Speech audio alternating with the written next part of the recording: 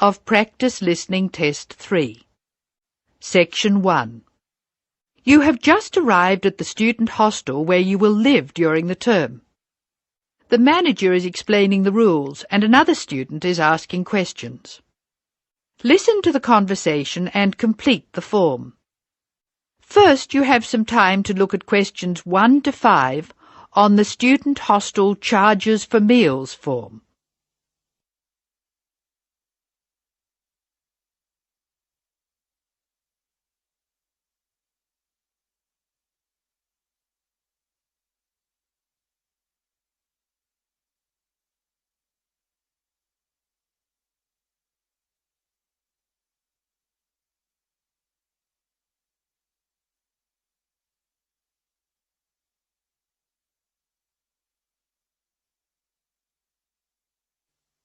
You will see that there is an example which has been done for you. The conversation relating to this will be played first. Excuse me, I want to ask you about the charges for meals. Are they the same as they were last year? No, I'm afraid they're not. We've managed to keep most of them the same, but we've had to increase the charge for breakfast. How much is it now? It's $2.50. It used to be $2. I see. What about lunch? It's unchanged, still $3. Breakfast costs $2.50, so the change has been written in. Lunch still costs $3, so the information has been ticked. Now we shall begin. You should answer the questions as you listen, because you will not hear the recording a second time. Now listen carefully and answer questions 1 to 5. Excuse me, I want to ask you about the charges for meals. Are they the same as they were last year? No, I'm afraid they're not. We've managed to keep most of them the same, but we've had to increase the charge for breakfast. How much is it now? It's $2.50. It used to be $2. I see. What about lunch? It's unchanged, still $3. Does dinner still cost $3? Yes, it does. We've managed to keep the prices down this year, but the best deal is the 3-meal plan for $48 per week. We give you vouchers to present when you come into the cafeteria, and you get 21 meals for your $48. That works out to a little more than $2 a meal. The 2-meal plan is also at last year's rates of $36 per week. We give you vouchers for that too. My sister was in this hostel before me. I'm sure the hours for breakfast used to be longer. Yes, they were. They used to be 7 to 9:30, but to keep our expenses down, we made them 7 to 9. Lunch is the way it was, though. Hold on, dinner, 6 to 7:30, isn't that a change? Yes, it is, and in fact the form is wrong. It used to be 5:30 to 7:30, but now it's 6 to 8 p.m. 6 to 8 p.m, that's good. So, which plan would you like? I'd like to think about it, please. I need to check my lecture schedule. Now look at questions 6 to 8. Listen to the conversation between the student and the manager and match the places in questions 6 to 8 to the appropriate letters A to F on the map.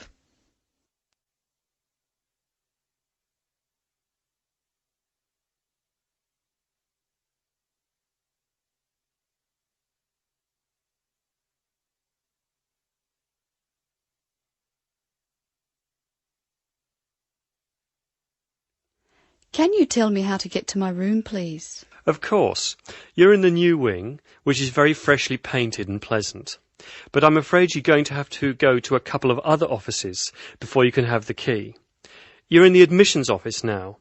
Leave this office and turn right and go to the end of the hall. The last office is the fees office, where you can pay the balance of your room deposit. They'll give you a receipt. Okay. After you've been to the fees office, come back past admissions. You'll see a very large room at the northwestern corner of the building. You can't miss it. That's the student lounge, and if you go in there, you can meet some of the other students and see who'll have a room near you. That's good. Can I get a cup of coffee there? Yes, there's a vending machine in the corner. Then go to the key room, which is opposite the lift and next to the library. Show them your receipt and you can pick up your key there. My luggage was sent on ahead. Do you know where I should collect it? The box room is next to the women's toilet. You'll have to get the key from the key room. Thank you. That is the end of section 1. You will now have some time to check your answers.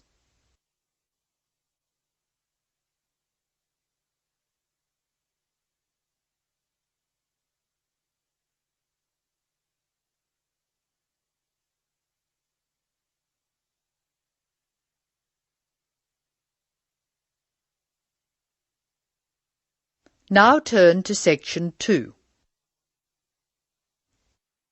Section 2. You are going to hear a teacher helping high school students visiting from an overseas school to fill in a school excursion permission note. First look at questions 9 to 16.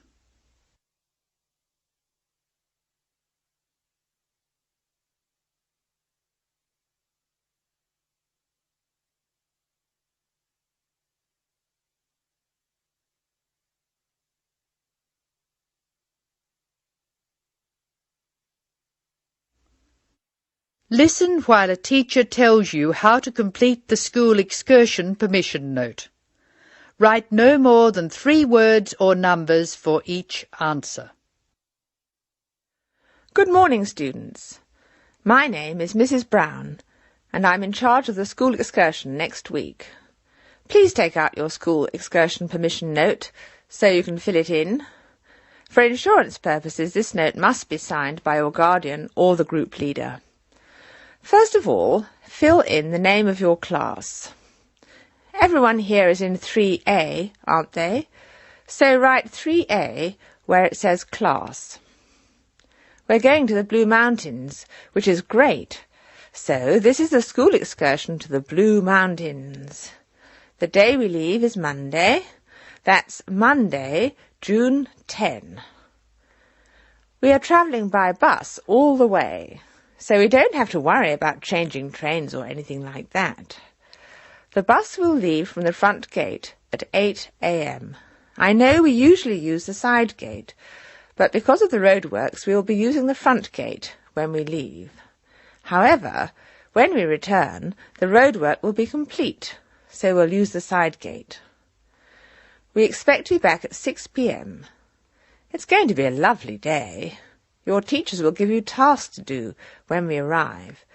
We'll provide fruit and fruit juice on the bus, but you must bring your own lunch. While we're on the excursion, we'll be moving around a lot in some fairly rough country. Be very careful to wear strong shoes. It's very important that you look after your feet very well. Now, does anyone have any questions they want to ask? Now look at questions 17 to 19.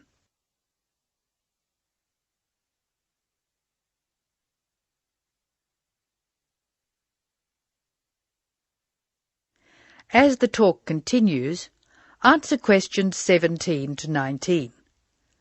Write no more than 3 words or numbers for each answer. No questions? OK. I'd just like to fill in a few more details. The bus should arrive in the Blue Mountains at 11 a.m. We'll have time to do the first of our tasks before lunch. The bus is not a new one, but it does carry one piece of special equipment, a first aid kit. I certainly hope we won't have to use it, but it's nice to know it's there in case we have a medical emergency. The other class on this excursion is 3B, so I know it'll be a good day. The last time 3A and 3B went out together was a thoroughly successful excursion. That is the end of section 2. You will now have some time to check your answers.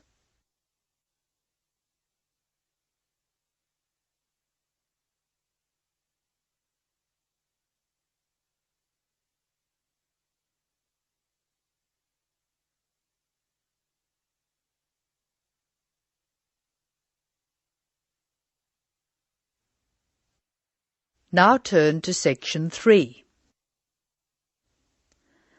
Section 3. In this section, you will hear a conversation between Mrs. Lamb, a member of the staff in a large hospital, and Andrew, who is a student in the nursing school. Mrs. Lamb is explaining the rules about visiting hours in the hospital. Look at questions 20 to 25.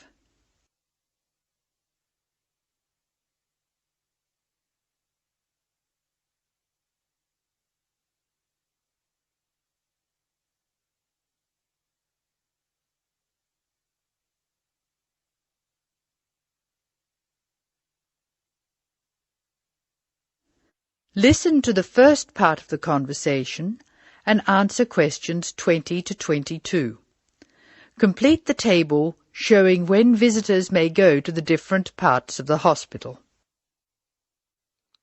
Hello, Andrew. I believe you want to know about visiting hours. Yes, I do, Mrs. Lamb. I have to fill this form out, and I'd like to have some idea why the different parts of the hospital have different times for visiting. I see. Well, let's start with an obvious one. Intensive care. People in intensive care are very sick indeed, and for that reason, we say that visitors can come between 6 a.m. and midnight. I can understand that. At the other end of the scale, our maternity patients are usually quite well, but we restrict their visiting hours from 8 a.m. to 8 p.m. We find they get very tired if we permit visitors all the time. I see. What about the surgical wards? The doctors prefer to do their rounds early in surgical, so visiting hours are 9 a.m. to 9 p.m. Surgical patients are often on very heavy painkillers, and they aren't really very good company for their visitors. But surely the visitors come to cheer up the patient, not the other way round. Of course. And often the visitors are able to help the patient a lot. That's why we allow visitors all day, the full 24 hours in the emergency ward. They help comfort the patient while they're waiting to be diagnosed. In the second part of the discussion, Andrew will ask Mrs. Lamb about the people who are allowed to visit patients. Look at questions 23 to 25 first.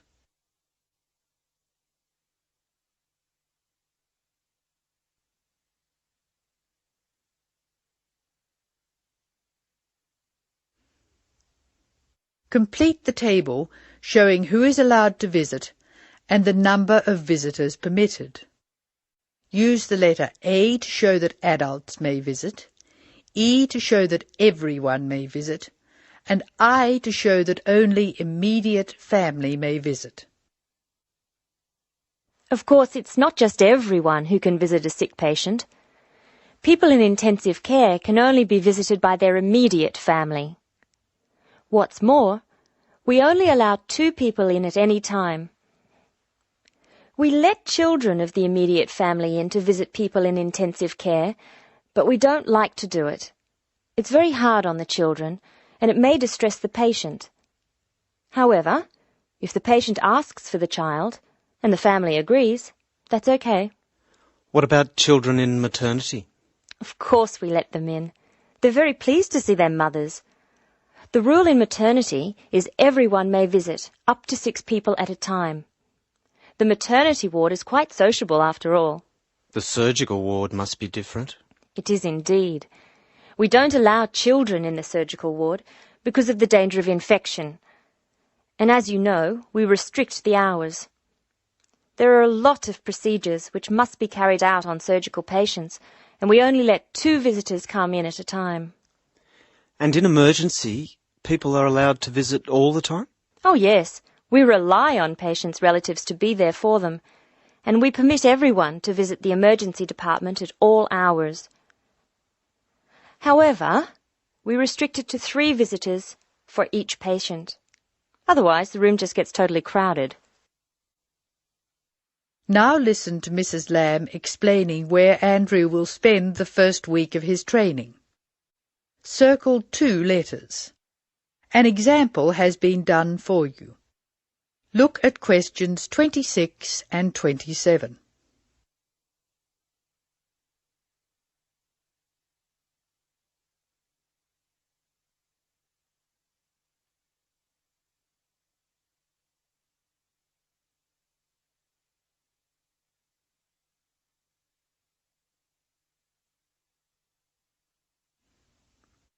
Circle 2 letters in each answer.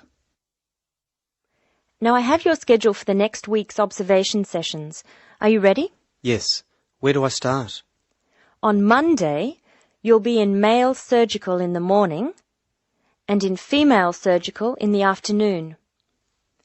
You'll be following Dr. Shea on her rounds. Thank you. And on Tuesday? On Tuesday, you'll be with Dr. Thomas in the morning and Dr. Robertson in the afternoon. No, that can't be right. You're with Dr. Thomas in the afternoon and Dr. Robertson in the morning. Do I ever get to see Dr. Kim? Yes, you'll be with Dr. Kim on Thursday and Friday. She'll take you through the children's ward and through our new teenage ward for 12 to 15-year-olds. Great. I've read a lot about that new ward. Will I see the schoolroom? Maybe another time. Now look at questions 28 to 30.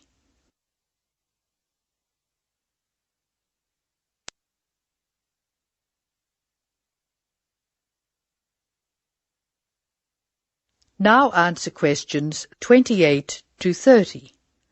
Write no more than 3 words or numbers for each answer.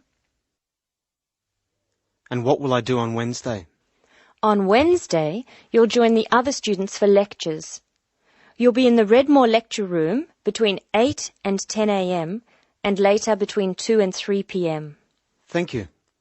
Do you know how big my class is? The intake this term is 200 first-year students. I'm pleased to say about 1/3 are men, which is good. Nursing used to be an almost entirely female occupation. I know. My father trained as a nurse, and he was considered very unusual. Is he still working as a nurse? Yes, he's working in a hospital in the country. I guess I just wanted to follow his example. That is the end of section 3. You will now have some time to check your answers.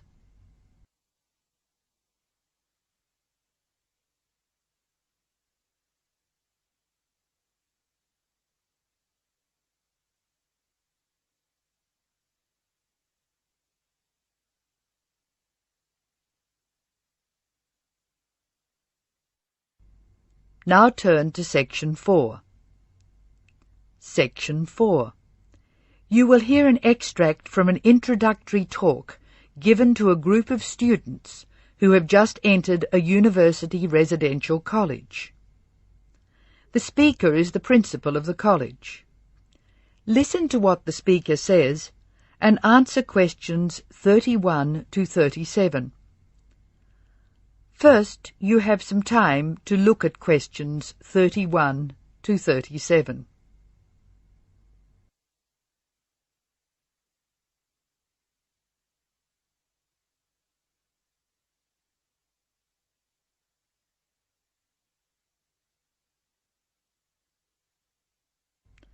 Now listen carefully and answer questions 31 to 37.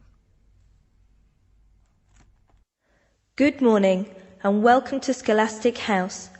I am delighted to see you here.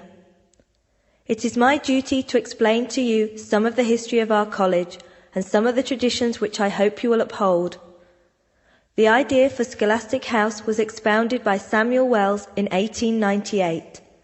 Wells was a visionary whose ideas were well ahead of his time. He wanted a college which would encourage friendship between people of different races and nationalities. Wells died in 1900 before he could see the college in action. Scholastic House finally began operating in 1903 with 10 students. Those students came from Asia, Europe and the Americas. At that time, Scholastic House accepted only male students, although it has been co-educational since 1963. 9 of these foundation students went on to lead illustrious lives. The only exception died tragically on his way home from Scholastic House to Sarawak.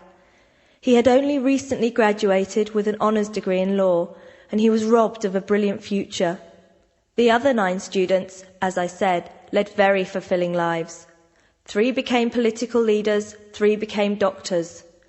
Perhaps the most famous graduate became a university teacher and was responsible for the introduction of modern teaching training methods in his country. Two of the original group became senior engineers and went on to deeply influence the way the water systems of their country were exploited. The college ran into hard times during the period of the Great War, 1914 to 1918, when the charter of the college was interpreted to mean that neither students nor staff could take part in the war effort. Many people felt that this indicated a lack of national spirit, and the walls of the college were frequently marked with graffiti. Meantime, outside the college, tens of thousands of young men went away to fight in Europe, never to return. The college was building a reputation for learning and for tolerance of opposing views. Scholastic House debate and discussion nights were open to the public in 1927 and have been available to anyone who wishes to attend ever since.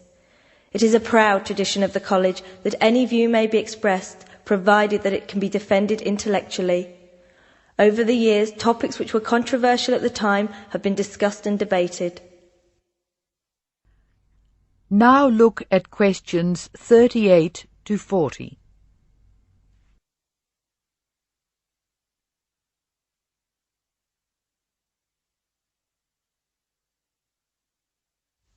As I said, the college has a proud history of publicly examining controversial issues. Why should we do this?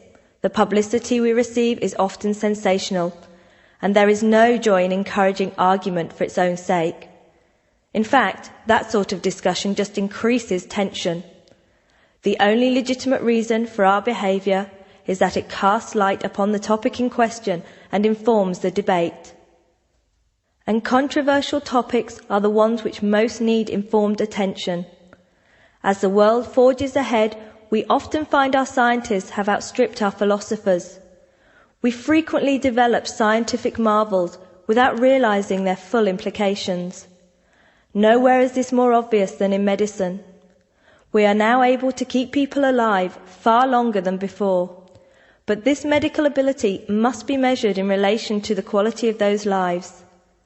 I urge you to spend your time at Scholastic House wisely. You are the heirs of an excellent academic tradition of which we can all be justly proud.